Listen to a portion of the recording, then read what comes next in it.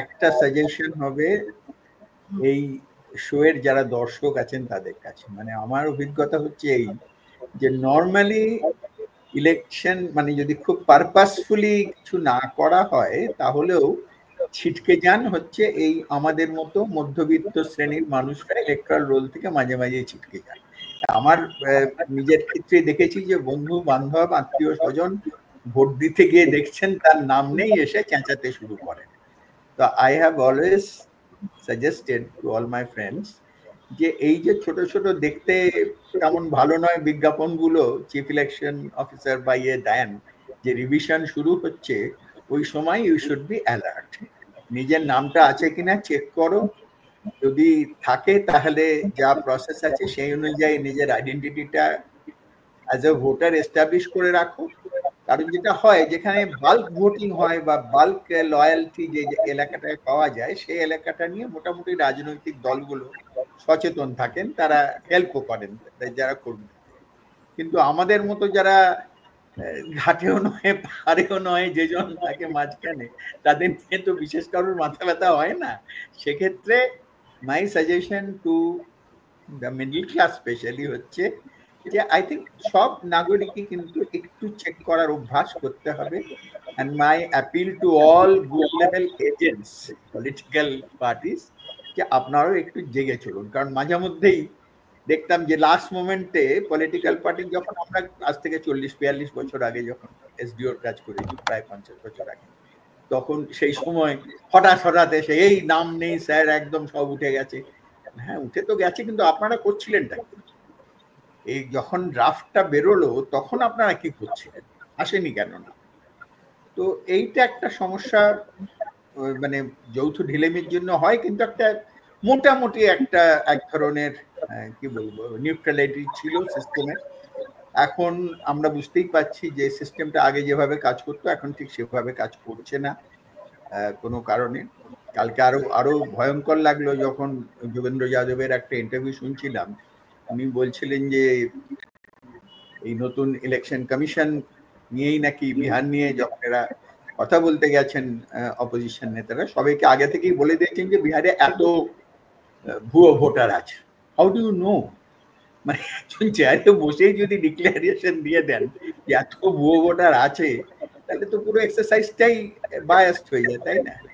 সুতরাং এই বায়াস হয়তো পশ্চিমবাংলার ক্ষেত্রে কাজ করবে কি করবে না আমি জানি না। My suggestion would be alert and check it. নিজে নিজে সবাইকেই বলুন চেক করতে, এটা মানে সংবাদ মাধ্যমের একটা ভূমিকা থাকবে এটা নিয়ে একটু অ্যালার্ট করে যাওয়া সিটিজেনদের। এই সবাই সচেতন থাকুন, এটাই। হ্যাঁ সুদীপ্ত দা। আমি দিলীপ দাকে একটা প্রশ্ন করতে চাই সোফিয়া, সেটা হচ্ছে এই যে দিলীপ দা পশ্চিমবঙ্গের যা রাজনৈতিক সংস্কৃতি, প্রচন্ড ভোলাটাইল রাজনীতিতে ভায়োলেন্স খুব বেশি। আমার নিজের একটা আশঙ্কা যে ইনিউমারেশন প্রসেস যেটা বিহারে যেভাবে হয়েছে, পশ্চিমবঙ্গের সেই স্তরে সেটা করাই একটা আপনাদের দিক থেকে প্রশাসনের দিক থেকে একটা খুব বিরাট বড় ঝামেলার ব্যাপার হবে, আমাদের সাংবাদিক দিক থেকে বড় খবর হওয়ার সম্ভাবনা থাকে। এই বিষয়ে আপনার কি মত? এইটা কিন্তু আমাদের সংস্কৃতিতে একটু অল্প আকারে আগে থেকেই আছে, যে নেই তা নয়। এবং তোমার মনে আছে কিনা জানি না, 80-র দশকের যখন প্রথম অবজারভার চালু হলো, সেশন আসার আগের কথা বলছি আমি, চূড়া ছিল, তখন দীপক রুদ্র খুব সিনিয়র অফিসার ছিলেন, আমরা তখন জেলায়, তিনি এসে এই তোমার বালিগঞ্জ সার্কুলার রোডে একটি পুরো ফ্ল্যাট লকড অবস্থায় পেয়েছিলেন, একজনকেও বাড়ি থেকে বেরোতে দেওয়া হয়নি ভোট করার জন্য। তো উনি কিন্তু খুব নিউট্রালি ব্যাপারটা কমিশনের ওখানে লিখেছিলেন। এবং আমার প্রত্যাশা যে আমাদের যারা এইসব দায়িত্ব পালন করবেন, they will try to remain as neutral as possible. একটা সমস্যা প্রত্যেকেরই আছে, এটা মস্ত বড় চ্যালেঞ্জ, কিন্তু সেক্ষেত্রে ওই যে বললাম ultimately at the end of the day 72 এবং 77-এর একটা কথাটা তুমি তুললে, 77-এর তো গণেশ কিন্তু পাবলিকে উঠেছে। At the end of the day ভারতের গণতন্ত্র নির্ভর করে ভারতের নাগরিকের উপরে, পশ্চিমবাংলার ক্ষেত্রেও তাই। সেই সেই দিনগুলো তো আমি সেই সময় চাকরিতে এসেছি, সুতরাং আমি সেই দিনগুলো তো দেখেছি, এমার্জেন্সিও দেখেছি এবং তারপরে পাবলিকের রিয়াকশনও দেখেছি, তারা কিভাবে অ্যাক্ট করেছেন তাও দেখেছি। তো আমার আলটিমেটলি একটা ভরসা আছে যে on the whole we are a democratic race বা নেশন যাই বলো, এবং আমার মনে হয় যে কোথাও খুব বেশি টানাটানি চলবে না রবীন্দ্রনাথের ভাষায়, রবার যেটা সেটাই হবে। Let's and on that note. টানাটানি টিকবে না ভাই, রবার যেটা সেটাই হবে, নীল বলে রাখলে করে হুকুম তোমার ফলবে কবে, হুকুম তোমার ফলবে কবে।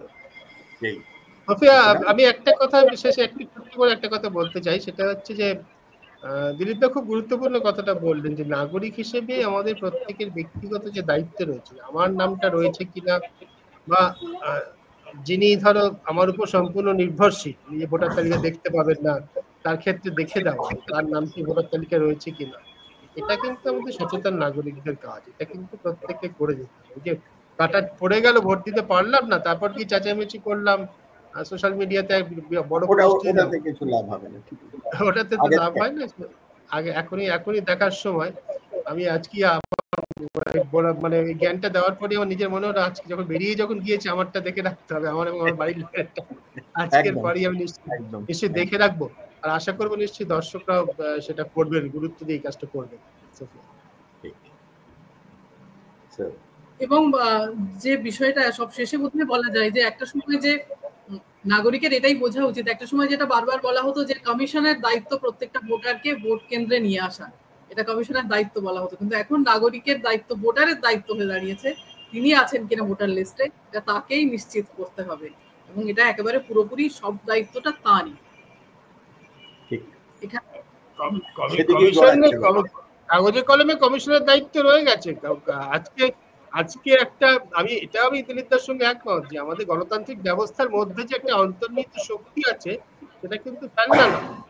আজকে একজন অফিসার একটা সময় তার থেকে কিছু বিচ্যুতি, ৭৫-এ আমরা বিরাট বড় বিচ্যুতি দেখেছিলাম আমাদের গণতান্ত্রিক ব্যবস্থায়, আবার তো ৭৭-এ আমরা ফিরে এসেছি, এটাই যে শেষ কথা এটা কিন্তু আমার মনে হয়। কারণ ভারতের জনগণ আমাদের অনেক বড় শিক্ষা দিয়েছে, অনেক বড় পণ্ডিতকে ভুল প্রমাণ করে তারা কিন্তু আমাদের গণতন্ত্রকে বাঁচিয়ে রেখেছে। শেষ ভরসা, বড় ভরসা কিন্তু তারা।